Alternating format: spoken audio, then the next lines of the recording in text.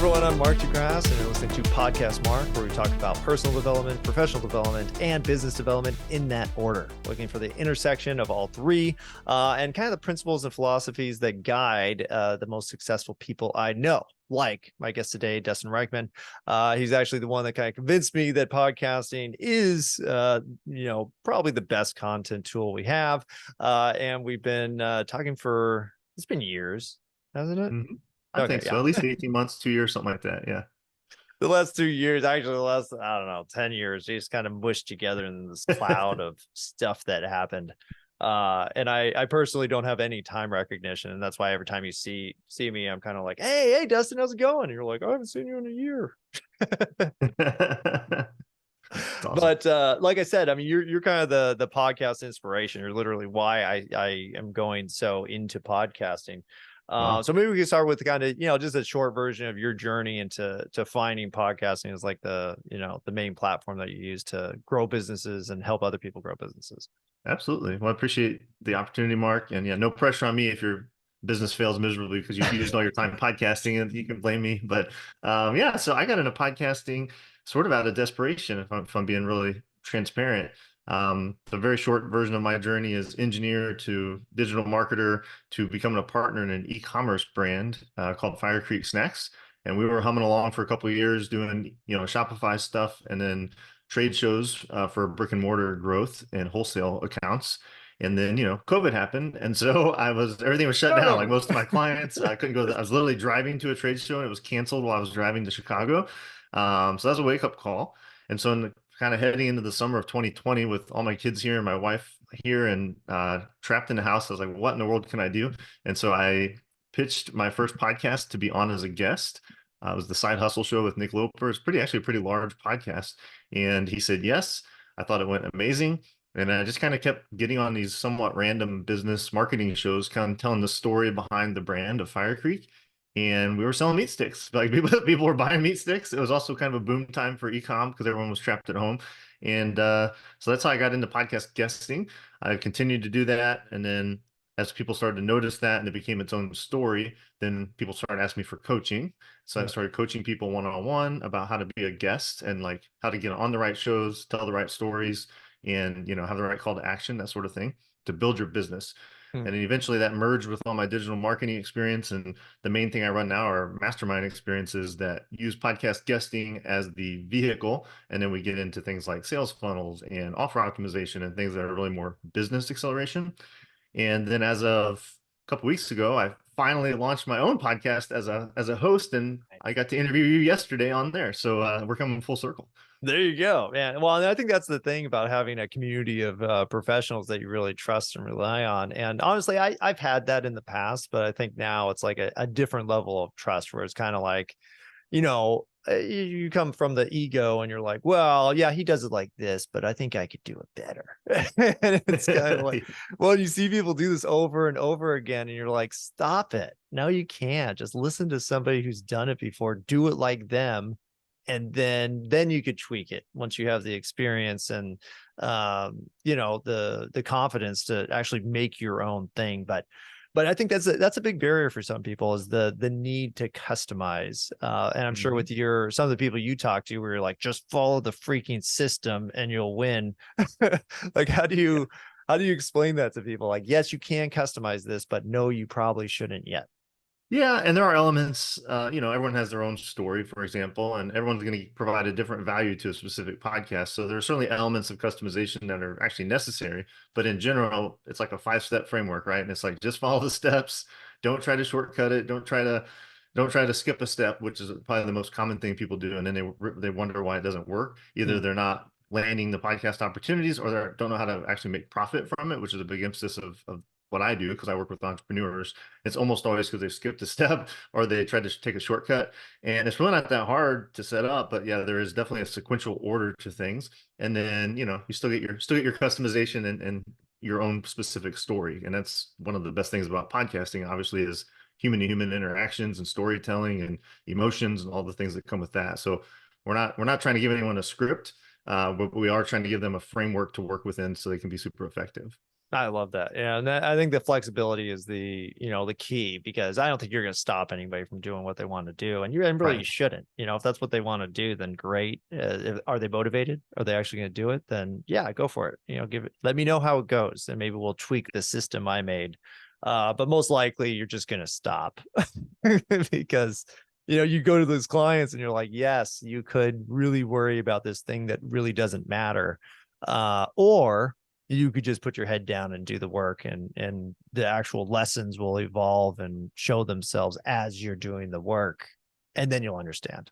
Yes. Putting But it's in a the hard reps thing to is super important. So now. I know, I always touch on this, and I think since you have kids, and we always talk about kids, have you seen some of these policies that you put in place in terms of creating systems and teaching people? Are they reflected in your parenting, or vice versa? I think so. I'm not sure. I've thought about like a framework as far as my kids go, but absolutely they have grown up. The oldest just flew the coop last week, so Wow. he went to Army Congrats. basic training. So yeah, so it's a really time of transition here. So I'm really we've talked to him once since then, so I'm actually very excited to see the impact that has on him and his discipline, his discipline, and like it's like how well did we prepare you for this? We feel like we've prepared him quite well, but yeah, and we have two daughters that are still in the house, both teenagers. So I've been at this a while on the parenting side, and I think for me the most important thing there is not as there's definitely structure, right? There's boundaries, and we're real clear in our communication of that, and there's consequences if the boundaries are violated. But it's but generally very gently. It's not, we haven't had to have lots of screaming matches with the kids. Hey, with And I teenage think the key daughters, that's thing, impressive. yeah, well, actually, they're so far. I mean, knock on wood. So far, they've been way easier. Actually, the son was the difficult one. So, Oh, wow. Okay. and I think that was interpersonally, it was because he was now 19. It was like there's a lot of alpha male kind of stuff going on in the house, as him and I are the only two males. And so if he disrespects his sister, or especially his mom, like that's the thing that really would trigger me. And any kind of lack of respect is something that really Oh. bothers me. And he was definitely like the sole source of that so far. Now that I would expect that might change here in the next few years, but we hope not. No, that's awesome. That means it really shows your parenting, especially growing up, because I actually just joined a men's group, and it was like, I think 80% of the guys only had daughters. Like that was it. Wow. And they're just like, oh my gosh, like I'm tested every day. And I'm like, oh man, I'm so glad I have sons. Not that I wouldn't have a daughter, but no, it can be a challenge. That's amazing that your response is like, oh, they're the easy ones. I'm like, man, you are the only guy I've heard say that. So Yeah, and congrats like I on said, one's 13, one's 16. So yeah, I feel like we're that's pretty far into that's when I've pretty heard far it into the start. 16-year-old, but I also have to give a ton of credit to I have an amazing wife. We've been married Mhm. 23 years. We've always been very united and like always presented a united front to the kids. I think that's super important too. I think Mm. so they've had a very healthy role model of mom and grandma, and things like self-respect and boundaries with guys and stuff like that. And I think that's so far been like it's eased my path a little bit because so I'm definitely not taking the credit, but I'll Ah, share in a little you bit of the should a credit, little bit. a little bit. Yeah, I've Yeah, been all because I right. mean it's tough. And I think, one of the things I learned with parenting is just the humility you have to be like, all right, I am not getting my message through, and there's a good chance it's my fault. And so now I need to switch up my technique, and I need to really respect the recipient's feelings. And that's something that we got to do with podcasting and any kind of content that you see. And that's kind of why I always, kind of start the podcast with like, man, how do these things connect? Because for me, like when I was disconnecting the philosophies I had at home from the philosophies I had in the office, then that's when I started seeing problems where I'm like, okay, I'm not understanding what's happening. I'm not able to, adjust what I'm doing because I don't understand what's happening. And if you Yeah, I actually, would think I think for me the place where those things intersect really clearly is not so much like frameworks and things that we were talking about for podcast guesting as a business tool, like as a business system, but where I'm very intentional on both camps and other places is values, mm, right? So like on my 7 Figure Leap website, if you go to the about page, like there's a pretty lengthy box, set of boxes that talk about my values and the types of clients that would probably enjoy working with me. Things like transparency, giving first, being honest, and I don't have them in front of me, but there's 6 of them, and Yeah. I give them a lot of thought. And when I think of those, like those 100% are how I try to lead in the household as well. So values, I think, is a great place to be consistent between the two. Oh, well, I love the transparency too, where it's not something that you hide and you tell your friends or your wife or your kids, and then nobody else needs to know these things about me. I'm a good person. I'm Yeah, rule driven. I may be oversharing with the kids sometimes. Like um, we'll go out and celebrate. Hey, I filled a mastermind group. We had a great, had a great quarter or whatever. Like, and I sometimes, if they ask, I'll get a little bit specific, even on like revenue numbers and things, because especially my youngest is quite entrepreneurial, Mm. and so I try not to overshare again, and I don't want them to feel entitled when we have success and things like that. But I do want to be transparent, and that's one of the things that served me so well in throughout my career in the different businesses, is just trying to be real, trying to be open, trying to like say, hey, this is working for me. Please use it. Like kind of like you said before. And just trying to model things for people is really, I think, a strength of mine, and I think that's helped a lot in the parenting too. Well, I love again, I love the transparency, and I love the focus on being honest with everything that's going on, because I think a lot of parents, I think I don't like to criticize my own parents, but they didn't disclose a lot of stuff. Like, I felt completely in the dark with maybe major events that were happening, and they could have been used as learning lessons. Like, hey, here's what real adult life is like, and here's what real adults are like. Because I think I had this perception of adults as being like these godlike entities that knew all the answers and always had directions and always had demands, honestly. And now Yeah, now whereas I'm I in had the like the opposite experience. My parents, it was it was an open book, and I was like, but I had a very different upbringing, I think it sounds like. So I had an abusive alcoholic father. We were extremely poor. I grew up in a trailer. They got divorced and remarried. Just like really crazy stuff. So I saw a lot of things as a child I probably shouldn't have. Mm, But I think that also helped. I don't know, in a lot of ways, those vacuums as a kid are what informed the values. One of my major values is connection and like community. And like I was completely isolated as a kid. I have one and a half brother. He was 6 years older than me, and as soon as he could, he graduated early and went for the Marines to get out of the house. And so we lived out literally in the middle of nowhere. And so, like community now, like as you know, Mark, like most of the stuff I do is in some form of community, and that's both business, personal, faith life. And it's probably because that's become a value of mine because I lacked it so much as a youngster. So oh man, that's a fantastic insight. Because now thinking back to my own childhood, I think I was in the exact same situation. Not because I didn't have a family around me and I wasn't part of a church, and I wasn't, I went to a private school that was like the same 30 kids for 8 years. yeah, And so I definitely had a community, but I think since I was very introverted, I was super shy, and I was super insecure, and had almost no self-worth. And so I was kind of alone in my own um head, I guess you could say. And so I hmm was surrounded by people, but I was alone the whole time.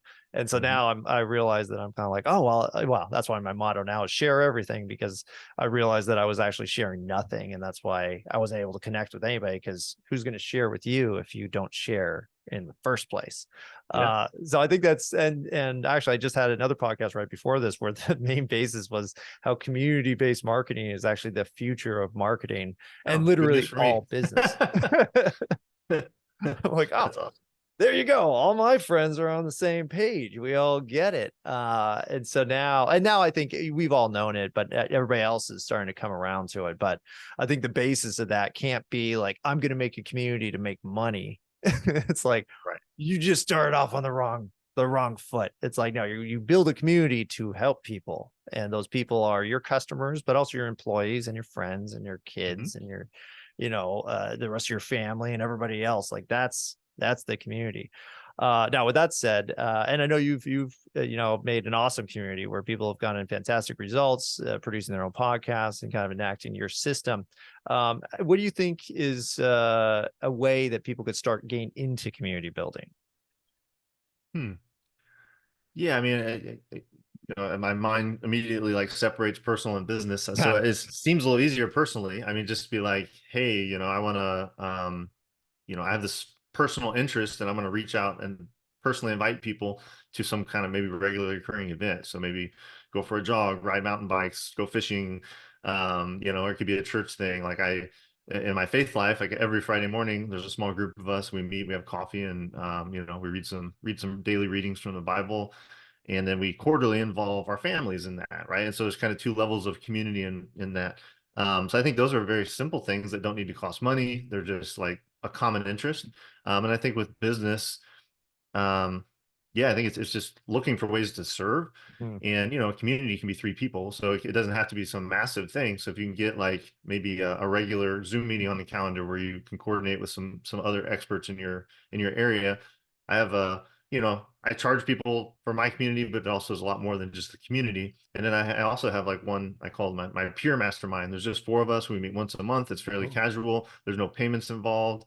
Um, is it as highly valuable as like the premium experience? No, but it is a really great place to be real and be in community with entrepreneurs who are going through similar struggles and celebrating wins and all the things that we like to do in there. So I think it's yeah, That's the great main thing would advice. just be you take the lead and then just invite some people to meet on a regular basis, whether that's in person, online, and just have a common theme or goal or focus so that you can actually have people enthusiastic when they show up.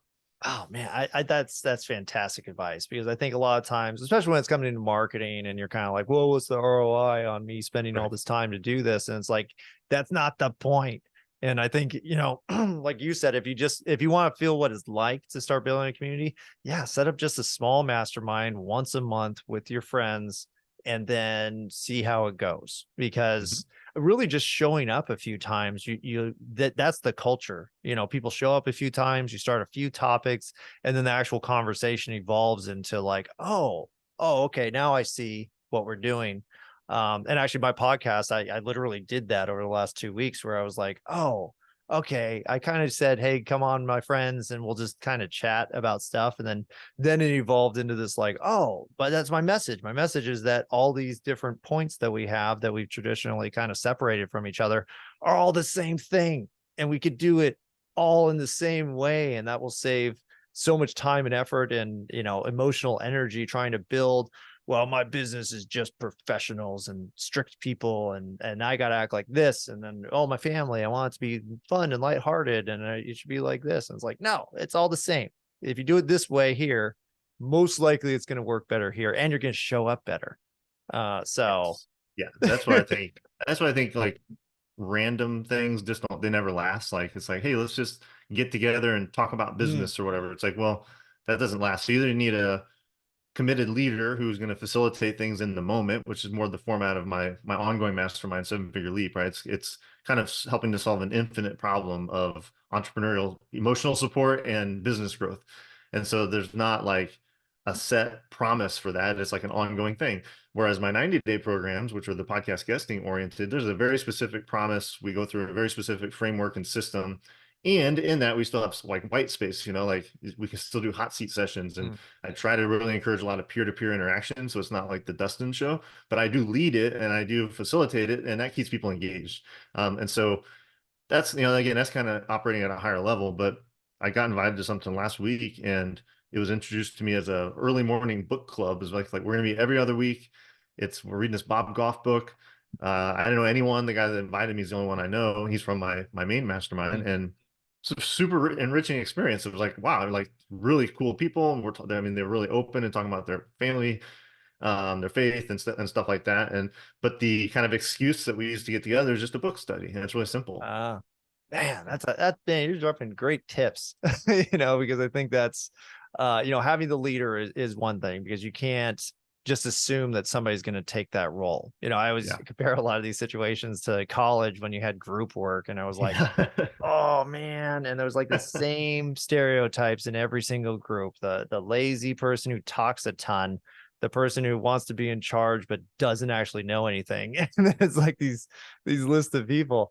So yeah, you need the objective, you need a reason for coming together, and then you need somebody who's going to kind of take the reins, at least initially. And then what I found, and just so everybody knows, like, you don't have to stay the leader forever, because most Right. likely the person who should be in that position will emerge as that thing, and then you don't have to stress about it, and you don't have to guide it all the time. And I Right. think I know for you, and I know your mastermind and all the courses that you do have kind of evolved. Have you seen that same kind of trend where it's kind of like the culture itself produces itself, but within the Yeah. guidance that you provided? Yeah. I mean, and again, in those two cases specifically, people are in a sense paying for a result, and they're paying for, in some sense, access to me. But even in those cases, there's been a natural evolution, like in the 7-figure leap. If I can't be on a call, there's a couple people I tap on their shoulder, like, hey, Cassie, or hey, Tony, would you mind? Will you be there Thursday? Can you lead the call? I'm not going to be there. I'm going to be late or whatever.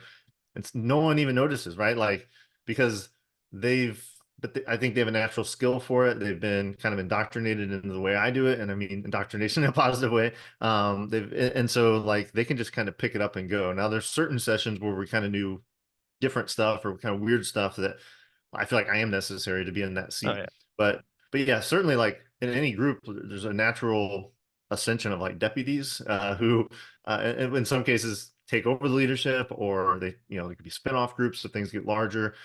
But yeah, I think having a strong initial leader is super important, because you do model that like culture. And like being a mastermind leader is interesting because you're a source of knowledge, but your main role is curation and then facilitation, right? And those are not skill sets that I feel we talk about a lot. And people, like, you certainly don't have like a class on curation or like in college. Yeah, I think there should be. Yeah, and so when I look back at like even I start off as an engineer, and people are like, engineer, like this and the meat sticks in between. I'm like, yeah, but the common thing in all those, whether I was a team leader, I was curating talent, and facilitating, group meetings for our company, or I was in the public sector, or I was serving in the public sector doing traffic engineering. So, doing workshops, or facilitating strategic planning for the company. And like, I just found myself naturally drawn into those roles. So in hindsight, it makes sense that like, I love to show up and create connection and community. And so, yeah, so I'm one of those people that kind of naturally floated up into that role without even being conscious of it at the time. So Yeah, well, that's fantastic. Well, I always say, the best leaders are the ones that take the reins because they feel responsible, not because they desire power. And I think a yeah. lot of times, when you see the community that has that like central figure where it's like, this is mainly about me, and just so everybody knows. And it's kind of like, wow, that's a lonely place to be, because Yeah. like you said, you don't have those, I always think of like back in the forum days where you had, the moderator, like it's the person who was just so involved in the community that they were given a position to help monitor what happens. And that's essentially what you're talking about, is the curation side that Yeah.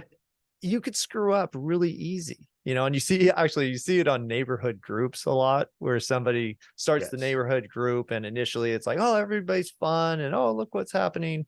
And then suddenly it's like somebody does something that the person who created the group doesn't like. And then the talons come out and you're like, this is my group and we do this and blah, blah, blah, blah, blah. And it's like, okay, I've you already definitely failed. I've definitely experienced that. And I think the other thing is that people might relate to, like the very first mastermind I was in was led by someone I would consider a bit of an egomaniac, and it kind of had very much a guru vibe of Mm. like, this is kind of like a cult, and I'm your leader. Whoa. And like, it was not a great experience. Now, some great relationships came out of it, and for me, it was a great modeling of what I don't want to do, or how I don't want Mm. people to see me. And so I kind of like, probably sometimes to a fault, like going the opposite direction, just being super available and super, empathetic and things like that. And but that served me really well. But no one's perfect. People have bad days, but as long as you're generally showing up and serving and trying to give first, and people can tell you really care about their best interests above all else, then people are very forgiving when you do mess up, because that's always going to happen. Yeah, well, and I think that really shows if you want longevity in your community, you can't make it all about you, because you Yes. gets tired and you won't come Yeah. up with every idea ever. And if you are the source for literally everything you're creating, there's a shelf life to that, because you Mhm. can't keep that up nonstop. And most of the time, a lot of times when you go into those groups and you hear the introduction of the person in charge, if there's this grand intro where it's like, and then he did this, and then he did this, and he's blah blah blah blah blah. It's like, man, that's a lot of hype. It's a lot of hype. Is that necessary? Won't we see all these things that you're talking about just from the guy or the girl talking? That's the Right. proof. And so Right. I think we're shifting away from that. Honestly, I think everybody's like, okay, we did that for a while and that was fun. To think that some people are superheroes and superhuman and they're so much better than everybody. But I think we've all started to realize that we're all basically have a pretty same skill set. And we have Yeah, and I think too, like I'm involved in Story Brand, if people are familiar Mhm, with that, right? So Donna Miller, it's a sort of certification, but it was first and foremost a book. And the major message there is you're not the hero in the story, you're the guide. So if mhm, you're doing marketing, like your customer's the hero, the customer's the one on this hero's journey. They're the ones with problems that need solved and aspirations. You're like the gentle guide who's over here, being empathetic and having authority, but you start with the empathetic, right? So it's the Mr. Miyagi to the Karate Kid. Karate Kid's the hero, Mr. Miyagi's his guide. And I think when you just think about that positioning, that helps a lot. Like I kind of lead with that a lot of times. Like even if we're not even talking about story brand, it's just like, hey, just think of yourself as the guide to your customer. You're not the hero of the story. I don't even want to see your name above the fold on your website. Like it's mhm. about the problem you solve and it's about calling out to your ideal clients. That's, I think that's a healthy way to look at marketing, community building, anything like that. It's just if you can be a guide and be of service to people, there will be value created, which does get you money, which is important when you're an entrepreneur. But yeah, so it's about leading with impact and value first, and then letting the money come from that. I love that. Again, it sounds simple, but I think the perspective is unique, and I think it is going to take some people a big shift to be like, okay, I've been 100% money focused and profitability focused and growth focused, whatever you want to call it. But at the end of the day, it's like, no, you got to care about every individual person who's buying your whatever or following what you're telling them to do, and respect that they gave you their attention. And it's Right. actually you have to flip the script and say it's not about me and it's not about my product and it's not about the money of the company and even my employees that are helping me execute whatever I'm doing. It's just about the customer and it's just about every individual experience that you're providing, and whether that's adding to what you're doing or it's taking away. And that's why I think personally I'm getting so involved in branding, because I see it everywhere, and communities the biggest aspect of it, where you can have the biggest impact in the shorter amount of time.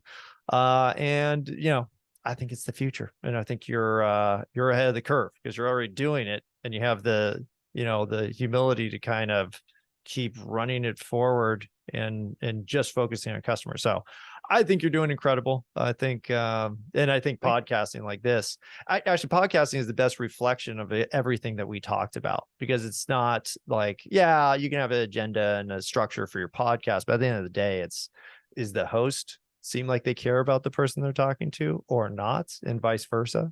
Yeah. And so it's a great platform for developing the skill. So with that said, and we'll definitely have you back on because I have a million more questions I want to ask you. But in the meantime, where can people learn about your group and what you do? Yeah, so real simple, seven-figure leap with a P. I'm afraid people are gonna type in leaf and be like, "What's that even mean?" But no, seven-figure leap, like jump, .com is our home base. And if people are interested in podcast guesting specifically, I do have a free playbook that I created and gave away Traffic and Conversion Summit when I spoke there. So sevenfigureleap.com/playbook. And it's a really cool resource to get them like a custom calculator on how much revenue they could generate as a podcast guest. It's got all of my templates for how we pitch the top shows and get yeses with direct outreach, and quite a few case studies of in our 5-step framework. Like, here's the entrepreneur, here's where they were messing up, here's what we fixed, and here was the result. And so just very practical, real case studies. So yeah, so sevenfigureleap.com/playbook if people want to get a free resource.